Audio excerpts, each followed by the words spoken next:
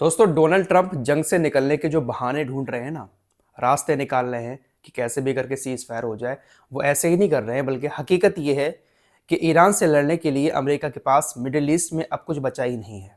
America की हर एक बड़ी ताकत को ईरान ने निशाना बनाया है।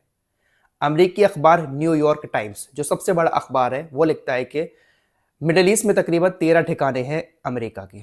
13 में से ज्यादातर पूरी तरह से नष्ट हो चुके हैं, खत्म हो चुके हैं ईरानी मिसाइल हमलों में। हालात ऐसे हो गए हैं कि 13 में से ज्यादातर अमेरिकी बेस नष्ट होकर खाली पड़े हुए हैं।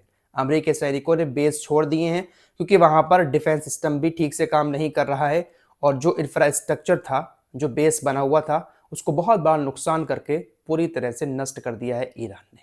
न्यूयॉर्क टाइम्स ने बताया कि सबसे ज्यादा नुकसान जो है वो कुवैत में बने हुए अमेरिकी बेस को हुआ है।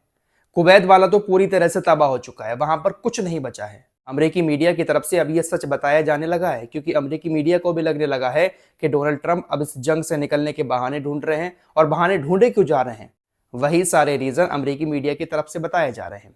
हालांकि डोनाल्ड ट्रंप जमीनी सेना उतारने की कोशिश कर रहे हैं और कुछ सैनिक उतारने की खबरें आई भी हैं, लेकिन ईरानी सैनिकों से जमीनी स्तर पर जीत पाना, वो भी समुद्र के इलाके में, अमेरिकी सैनिकों के लिए इतना आसान होगा नहीं। ट्रंप अपनी धौंस दिखाकर जमीनी सेना उतार तो रहे हैं, लेकिन ईरानी सैनिक इनकी हालत पूरी तरह से खराब करने वाले हैं। ट्रंप की नजर ईरान के खारक द्वीप पर है, वहीं पर अपनी सेना उतारना चाहते हैं जमीनी स्तर पर। साथ ही साथ स्टेट ऑफ हॉर्मुज खुलवाने के लिए भी वहां पर अपनी सेना भेज रहे हैं डोनाल्ड ट्रंप, क्योंकि डोनाल्ड ट्रंप ने हवाई हमले करके भी देख लिया, और जो बड़े बड़े युद्धपोत इन्होंने उतारे थे, विमान वाहक पोत समुद्र में उतारे थे, वह सब के सब भागने पर मजबूर हो गए हैं। इसीलिए इनको लगता है कि हमारी जमीनी सेना इस जंग को जीत सकती है, स्टेट ऑफ हॉर्मुज खुलवा सकती है, ईरान के अंदर घुसकर यूरेनियम लेकर आ सकती है। क्या इनके अंदर इतनी हिम्मत है? चाहे इजरायली सेना हुई, चाहे अमेरिकी सेना, जमीनी स्तर पर कभी भी ईरान से जीत ही नहीं सकती, क्योंकि लड़ाई लड़ने का जो जज्बा होता है वो शायद इनके अंदर नहीं है। ये तो बस हवा में ही हमले करके किसी भी देश को तबाह करने की कोशिश करते हैं। आपने तालिबान के अंदर देखा होगा कैसे तालिबानियों ने इनको अपनी जमीन से भगाया था। फिलहाल ईरानी सैनिक जमीनी लड़ाई के लिए पूरी तरह से तैयार है। ईरान ने अपने खारक द्वीप पर जिन सैनिकों को तैनात किया है, वो सैनिक एक FBP ड्रोन से लैस है। ये जो FBP ड्रोन है, इसका इस्तेमाल यूक्रेन और रशिया के युद्ध में बहुत ज्यादा किया गया था, और हजारों लोगों की इस FBP ड्रोन ने जान ली थी। हर एक सैनिक के पास FBP ड्रोन मौजूद हैं। जितने भी सैनिक वहां पर हैं जमीनी स्तर पर, सबके पास छोटे से ड्रोन हैं, लेकिन खतरनाक बहुत ज्यादा है। ड्रोन से हमला किया जाता है, कहीं पर भी आसपास सेना होगी जमीनी स्तर पर, उसको आराम से FBP ड्रोन के जरिए निशाना बनाया जा सकता है। तो ये जो जमीनी स्तर पर ट्रंप अपनी सेना उतार रहे हैं, 5,000 सैनिक उतारने की बातें चल रही हैं, कुछ उतार भी दी हैं, ऐसी भी खबरें आ रही हैं, तो ये लड़ाई एक तरफा नहीं होगी। अमेरिका को ऐसा लगता है कि हम एडवांस टेक्नोलॉजी का इस्तेमाल करके, हमारे पास एडवांस वेपन होंगे जिसके जरिए हम ईरान की सेना को हरा सकते हैं, लेकिन लड़ाई एक तरफा नहीं है। सब FBP ड्रोन से लैस हैं ईरानी सैनिक, हालत खराब कर देंगे। अमेरिका को अपनी जिस ताकत पर सबसे ज्यादा गुरूर था, हर एक ताकत को मारा गया है। F-35 विमान को मार दिया, जिसको आज तक कोई नहीं मार पाया। अमेरिका कहता था इससे खतरनाक विमान आज तक बना ही नहीं है और ना ही बनेगा, लेकिन उसको भी ईरान ने मारा। अब्राहम लिंकन के बारे में आपने सुना होगा, USS अब्राहम लिंकन।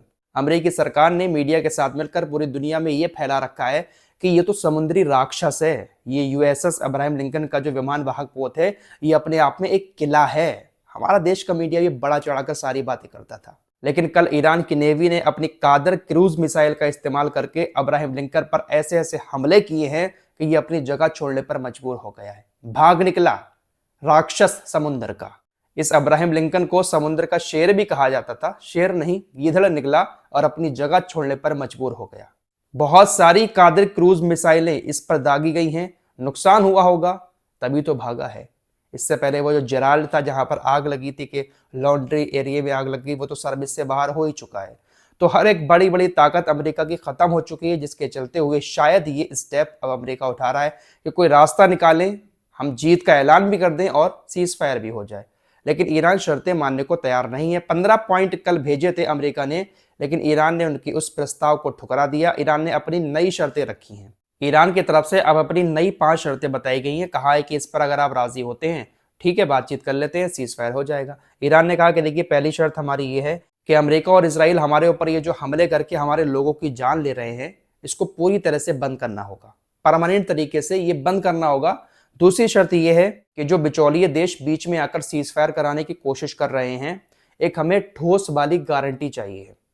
ठोस वाली हमें गारंटी दो कि दोबारा अमेरिका इजराइल हमारे ऊपर हमला नहीं करेंगे। दोस्तों, ईरान को ये बात अच्छे से मालूम है कि अगर ईरान अभी सीज फायर के लिए राजी हो जाता है तो अमेरिका इजराइल एक बार फिर से अपने आप को मजबूत करेंगे और मजबूत करने के बाद फिर ईरान के ऊपर दोबारा हमले करेंगे। इसीलिए ईरान अभी इनको छोड़ ही नहीं रहा है। ईरान का कहना है कि सीज फायर तब होगा जब पूरी तरह से जंग खत्म होगी, कभी आगे जंग होगी ही नहीं। अगर ईरान अभी सीज फायर कर लेता है इन अरबी देशों के दबाव में आकर, तो शायद ईरान के लिए भारी पड़ सकता है। सीज फायर के बाद अमेरिका एक और बड़े हमले की तैयारी जरूर करेगा, क्योंकि ट्रंप को अपनी नाक खड़ी रखनी है। जीत हासिल नहीं हुई है, पूरी दुनिया में यह बात साबित हो चुकी है कि अमेरिका और इजराइल की इस जंग में ईरान ने पूरी तरह से बैंड बजा दी है। इन लोगों का गुरूर तोड़ कर रख दिया है, तो उसी नाक की खातिर कुछ बड़ा प्लान ट्रंप कर सकते हैं। इसलिए ईरान राजी हो ही नहीं रहा है। अमेरिका ने ईरान के ऊपर हमले करके ईरान को जो नुकसान पहुंचाया है उसका पूरा हर्जाना देना पड़ेगा। ईरान की चौथी शर्त यह है कि न सिर्फ ईरान बल्कि मिडिल ईस्ट में आपने जहां जहां पर भी जंग छेड़ रखी है, हर जगह पर जंग को बंद करना पड़ेगा। इशारा गाजा की तरफ है। पांचवी शर्त ईरान ने यह रखी है कि स्टेट ऑफ हॉर्मुज, जो अब तक पूरी तरह से फ्री था, लेकिन अब स्टेट ऑफ हॉर्मुज को पूरी तरह से अंतर्राष्ट्रीय कानून के मुताबिक अंतर्राष्ट्रीय जल क्षेत्र मानकर ईरान के कब्जे में किया जाएगा कि ये ईरान का जल क्षेत्र है और इस पर ईरान का ही अधिकार रहेगा। जो भी जहाज इधर से गुजरेगा उसको टैक्स देना पड़ेगा। तो ये शर्तें रखी हैं ईरान ने शर्तें रखी भी ऐसी हैं कि अमेरिका उसको मानेगा ही नहीं। किसी भी हालत में अमेरिका नहीं मानेगा इन शर्तों को। तो जब अमेरिका मानेगा नहीं, सीज फायर होगा नहीं, अमेरिका बहुत जल्द फिर मिडिल ईस्ट छोड़ के भागेगा। तकरीबन 10-12 दिन पहले मैंने इस बात का जिक्र किया था कि बहुत जल्द अमेरिका भागेगा। यही रीजन है दोस्तों अमेरिका के भागने के, क्योंकि ईरान की मिसाइलें अब इजराइल को लगातार निशाना भी बना रही हैं। बेन गुरियन जो हवाई अड्डा है इजराइल का, वो पूरी तरह से आउट ऑफ सर्विस हो चुका है। सबसे बड़ा हवाई अड्डा, नागरिक हवाई अड्डा माना जाता था इजराइल का बेन गुरियन, तेल अवीव के अंदर जो है, आउट ऑफ सर्विस हो गया है। वहां से कोई भी फ्लाइट ना तो जा रही है और ना ही वहां पर आ रही है। एक भी आम नागरिक एयरपोर्ट पर दिखाई नहीं दे रहा है, क्योंकि बहुत बड़े मिसाइल हमले बेन गुरियन हवाई अड्डे पर हुए हैं। अरबी देशों की बात करें तो अरबी देशों ने अपना स्टैंड क्लियर कर दिया कि वो इस जंग में शामिल नहीं हैं और न ही शामिल होंगे। हालांकि ऐसी खबरें आ रही थी कि हम जंग में शामिल हो जाएंगे, ये करेंगे वो करेंगे। तुर्की ने तमाम अरबी देशों से कहा है कि पीछे हट जाओ, जंग में शामिल मत हो। कतर ने भी कह दिया कि हम इस जंग में शामिल नहीं हैं, हमारे ठिकानों को निशाना ना बनाया जाए। हालांकि कुवैत की हालत बहुत ज़्यादा ख़राब की है ईरान की मिसाइलों ने। कुवैत और यूएई को सबसे ज़्यादा निशाना बनाया गया है ईरान की मिसाइलों की तरफ से।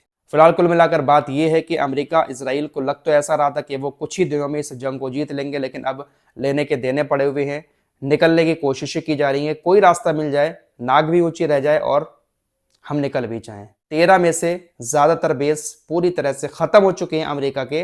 ये बात न्यूयॉर्क टाइम्स लिख रहा है। तो आप अंदाज़ा लगा सकते हैं फिर इनकी हालत क्या हुई है। फिलहाल के लिए इतना ही, कुछ और खबरों के साथ फिर हाजिर होंगे। अपना ख्याल रखिएगा। अल्लाह हाफिज़।